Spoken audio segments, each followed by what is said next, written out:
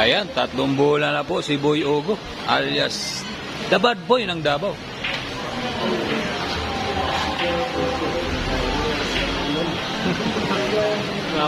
Ito ang panlaban ng Davao guys sa billiard. GDL Billiard. Dua na lang. Grabe naman to si Boy Ogo talaga guys. Iba talaga ang palo ni Boy Ogo.